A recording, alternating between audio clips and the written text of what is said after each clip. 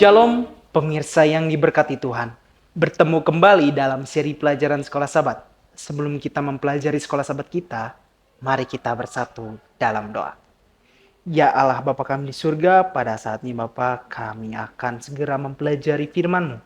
Kiranya Engkau dan Roh Kudus-Mu selalu membimbing kami dalam mempelajari firman ini, supaya kami mengerti ya Bapa. Kiranya Engkau membimbing kami ya Bapa dalam Putra-Mu, Yesus Kristus Juru Selamat. Kami berdoa. Amin. Pelajaran Sekolah Sabat kita pada hari Senin 18 Agustus 2025 berjudul Mempersiapkan Hadiah.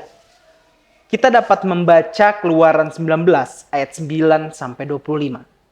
Berfirmanlah Tuhan kepada Musa, "Sesungguhnya aku akan datang kepadamu dalam awan yang tebal, dengan maksud supaya dapat didengar oleh bangsa itu apabila aku berbicara dengan engkau. Dan juga supaya mereka senantiasa percaya kepadamu." Lalu Musa memberitahukan perkataan bangsa itu kepada Tuhan. Berfirmanlah Tuhan kepada Musa, "Pergilah kepada bangsa itu, suruhlah mereka menguduskan diri pada hari ini dan besok. Dan mereka harus mencuci pakaiannya. Menjelang hari ketiga mereka harus bersiap, sebab pada hari ketiga Tuhan akan turun di depan mata seluruh bangsa itu di Gunung Sinai. Sebab itu, haruslah engkau memasang batas bagi bangsa itu berkeliling sambil berkata, 'Jagalah baik-baik, jangan kamu mendaki gunung itu atau kena kepada kakinya. Sebab siapapun yang kena kepada gunung itu, pastilah ia dihukum mati. Tangan seorang pun tidak boleh merabanya, sebab pastilah ia dilempari dengan batu atau dipanahi sampai mati. Baik binatang, baik manusia, ia tidak akan dibiarkan hidup. Hanya apabila sangkakala berbunyi panjang, barulah mereka boleh mendaki gunung itu.' Lalu turunlah Musa dari gunung mendapatkan bangsa itu. Disuruhnya lah bangsa itu menguduskan diri, dan mereka pun mencuci pakaiannya. Maka kata Musa kepada bangsa itu, 'Bersiaplah menjelang hari yang ketiga, dan janganlah kamu bersetubuh dengan perempuan.' Dan terjadilah pada hari ketiga pada waktu terbit fajar, ada guruh dan kilat dan awan padat di atas gunung, dan bunyi sangkakala yang sangat keras, sehingga gemeterlah seluruh bangsa yang ada di perkemahan. Lalu Musa membawa bangsa itu keluar dari perkemahan untuk menjumpai Allah, dan berdirilah mereka pada kaki gunung. Gunung Sinai ditutupi seluruhnya dengan asap, karena Tuhan turun ke atasnya dalam api. Asapnya membumbung seperti asap dari dapur, dan seluruh gunung itu gemetar sangat. Bunyi sangkakala kian lama, kian keras. Berbicaralah Musa. Lalu Allah menjawabnya dalam guru. Lalu turunlah Tuhan ke atas gunung Sinai, ke atas puncak gunung itu. Maka Tuhan memanggil Musa ke puncak gunung itu, dan naiklah Musa ke atas. Kemudian Tuhan berfirman kepada Musa, "Turunlah, peringatkanlah kepada bangsa itu, supaya mereka jangan menembus mendapatkan Tuhan hendak melihat-lihat. Sebab tentulah banyak dari mereka akan binasa. Juga para imam yang datang mendekat kepada Tuhan haruslah menguduskan dirinya, supaya Tuhan jangan melanda mereka." Lalu berkatalah Musa kepada Tuhan, "Tidak akan mungkin bangsa itu mendaki gunung Sinai ini, sebab engkau sendiri telah memperingatkan kepada kami demikian. Pasanglah batas sekeliling gunung itu dan nyatakanlah itu kudus."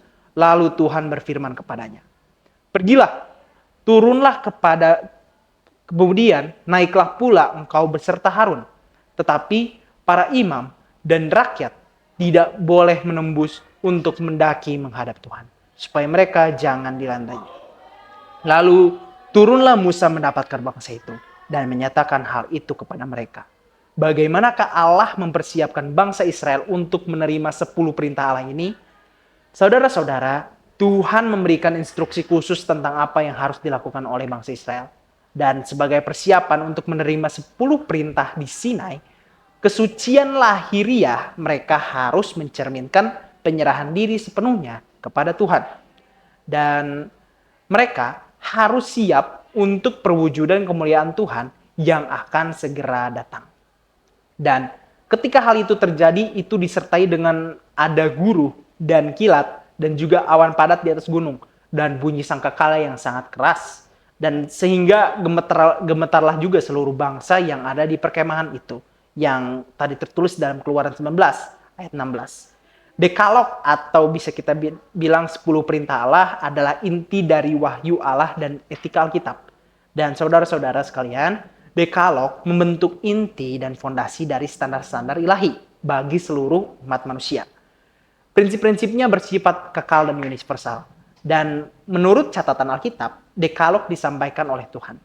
Itu terbukti dalam Keluaran 19 ayat 19, Keluaran 20 ayat 1, dan Ulangan 5 ayat 4, dan Ulangan 5 ayat 24. Dan ditulis olehnya yang kita dapat lihat sebagai bukti dalam Keluaran 24 ayat 12, Keluaran 31 ayat 18, dan Ulangan 5 ayat 22. Dua kali diberikan kepada Musa sebagai hadiah khusus. Yang terbukti juga dalam Keluaran 32 ayat 19, Keluaran 34 ayat 1, dan Ulangan 10 ayat 1 dan 2. Dalam kitab Keluaran, Dekalog disebut kesaksian, yang artinya kita dapat lihat bahasa Ibraninya adalah edut, yang terdapat dalam Keluaran 31 ayat 18.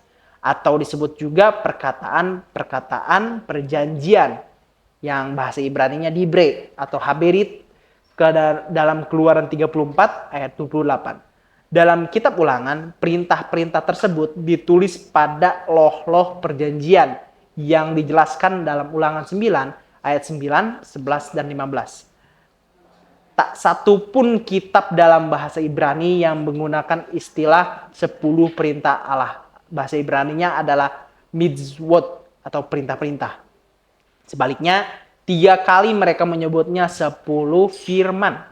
Bahasa Ibraninya adalah Aseret Hadebarim dari Dabar. Yang berarti kata, kalimat, hal, benda, ucapan, cerita, janji, perkataan. Yang kita dapat lihat dalam Keluaran 34 ayat 28, Ulangan 4 ayat 13, dan Ulangan 10 ayat 4.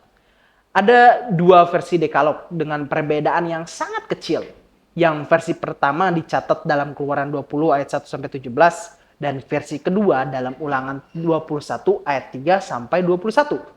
Versi kedua yang disampaikan secara lisan oleh Musa kepada bangsa Israel terjadi hampir 40 tahun peristiwa Sinai. Tepat sebelum bangsa Israel memasuki tanah perjanjian yang terdapat dalam Ulangan 1 ayat 3 dan 4 dan Ulangan 4 ayat 44-47, dan keadaan ini menjelaskan sedikit perbedaan di antara keduanya. Ketika Paulus merangkum hukum sebagai kasih, dia mengutip dari 10 hukum yang terdapat dalam Roma 13, 8-10. Kasih memang merupakan ringkasan dari hukum Allah karena dia adalah Allah yang penuh kasih, yang terbukti dalam 1 Yohanes 4 ayat 16. Bagaimanakah Anda memahami konsep 10 perintah Allah sebagai ungkapan kasih Allah? Apakah maksudnya bagaimanakah kasih Allah dinyatakan di dalamnya? Kita dapat memikirkannya bersama-sama. Tuhan memberkati. Mari kita bersatu dalam doa. Ya Allah Bapa kami di surga, pada saatnya Bapa kami sudah mendengarkan firman-Mu, kiranya Engkau membimbing kami supaya kami mengerti akan firman yang sudah kami dengarkan ya Bapa. Kiranya pelajaran-pelajaran ini menjadi suatu jalan bagi kami supaya kami lebih dekat kepadamu ya Bapa. Dan kiranya Engkau juga mengirim Roh Kudus-Mu supaya membimbing kami dalam segala hal aktivitas kami ya Bapa. Inilah doa kami ya Bapa dan Putra-Mu Yesus Kristus Juru Selamat kami berdoa. Amin.